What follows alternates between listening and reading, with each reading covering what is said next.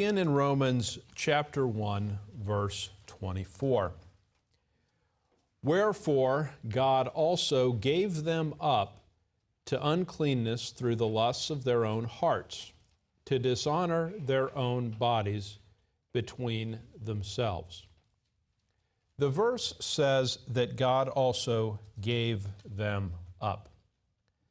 The sense of what that means is that man wants to depart from the truth. Man rejects the truth. And what God does is God gives man up to do so. In other words, God honors man's free will. If man wants to depart from scriptural truth, God allows him to do so. Now notice verse 24 says this, wherefore God also gave them up to uncleanness through the lusts of their own hearts. The rejection of God directly leads to uncleanness and lust. That's what the verse is saying. And it says through the lusts of their own hearts. It's God giving man over to his own heart. And where does that lead? Does that lead into a positive direction, or does it lead into something negative? Well, it leads to uncleanness and lust. And then look what it says at the end of the verse.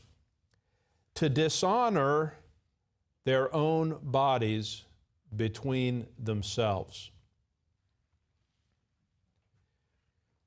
What man calls sexual liberation is actually dishonor and embarrassment. That's just the truth of the matter. The sexual revolution of the 1960s was simply evidence of man departing from the knowledge of God, is what it was. So look with me at Romans 1:24 again. Wherefore God also gave them up.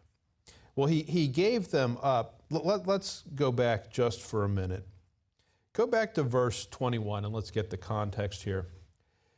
Because that when they knew God, they glorified him not as God. So they knew God, obviously, but they glorified him not as God, neither were thankful, but became vain in their imaginations, and their foolish heart was darkened.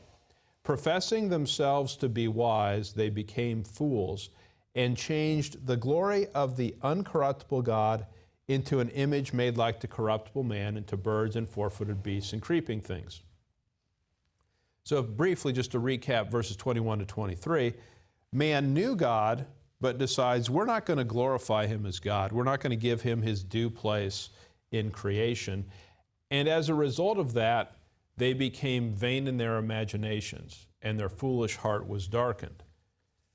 Here's the idea.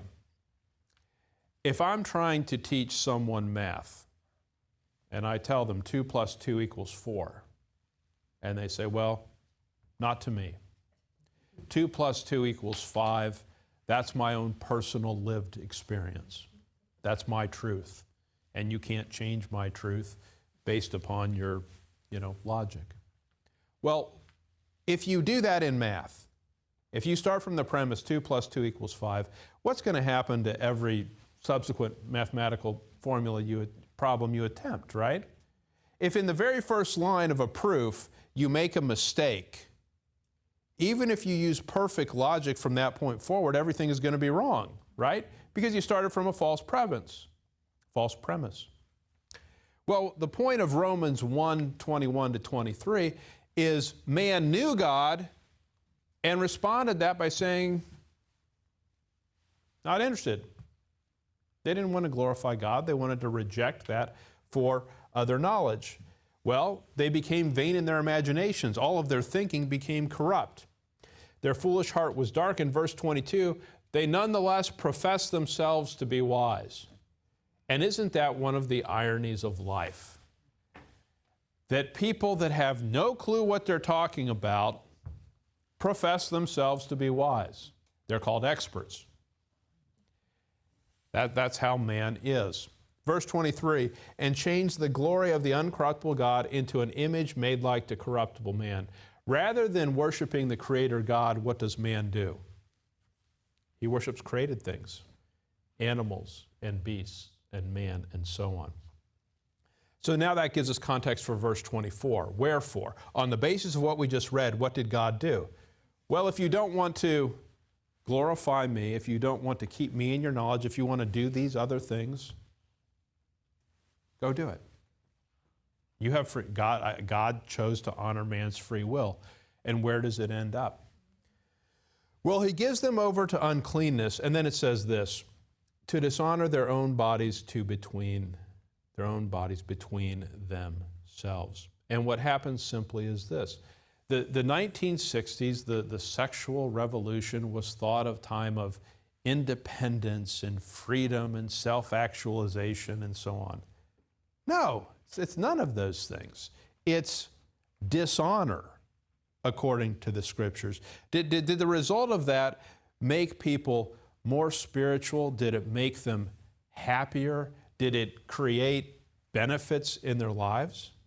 No, it did the exact opposite of that, exactly as the Scriptures would have predicted. Notice with me 1 Corinthians 6, verse 18. 1 Corinthians chapter 6 and verse 18. 1 Corinthians 6, 18. Flee fornication. Every sin that a man doeth is without the body, but he that committeth fornication sinneth against his own body. So there is something in particular about the sin of fornication that is a sin against one's own body. So in Romans 1:24, when God gave them up to the uncleanness through the lusts of their hearts, what did they end up doing? They dishonored their own bodies between themselves.